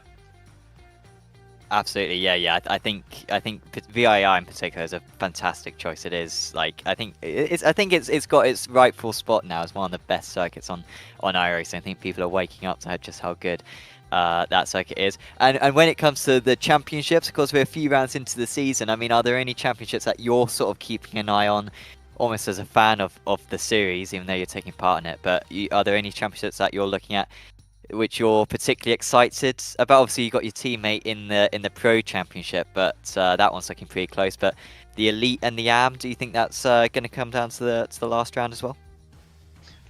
Yeah, I definitely think that the AM Championship's up for grabs because they've got a couple of very fast people, but may not yet have the consistency or just the good fortune to make it stick yet. But the AM Championship is basically completely open-ended in my mind anyway. I've not checked the scores for a while. We'll have a better idea after they're totted up after this round. The elites, obviously I'm at the back end of the elites, and I respect the absolute precision of the craft. They're just so good at this. And the defense in race 2, it's probably one of the most intense 10 minutes of racing I've had in a long time. Really, really enjoyed it. And that's all because they know how to do these reverse grids in a way that means you don't get a disaster or an incident, most of the time, because it's quite a short reverse grid. They can handle it, and they can make sure that we do actually get good close racing for a long time. So I just respect the elites for that. The pros, Dean, he's doing well. Just got to keep it there. Just got to keep it there till the end of the season, and hopefully everybody just has a good time and we get some decent moments out of it. Absolutely, yeah. It looks like it's going to be a really fun season. Yeah, it's awesome that each of the championships looks so competitive in their own way. Well, thank you for joining us, Danny. Is there anyone you want to give a final shout out to? Thanks to you guys for the broadcast. You do a great job, and obviously nice to speak to you. Thanks to the serious sponsors, GT Omega. Without them, it's just hard to kind of put these things in place if you don't know for sure that it's going to run. So sponsorship support is amazingly appreciated. Same goes to Race Anywhere, Coach Dave Delta, and Grid Engineering for their support, and for everybody for turning up and racing and providing so far really decent action, which I'm sure I've got some things to slice out of. So just thanks to everybody involved. Awesome. Thanks for joining us, Danny, and we'll see you back in a couple of weeks. Yep, see you in a fortnight. Thank you. Cheers. Danny Lee there, of course, driver, finishing in 8th in race 1 and 8th in race 2. But then also league administrator as well. I think that's all the interviews done for today, Alexa.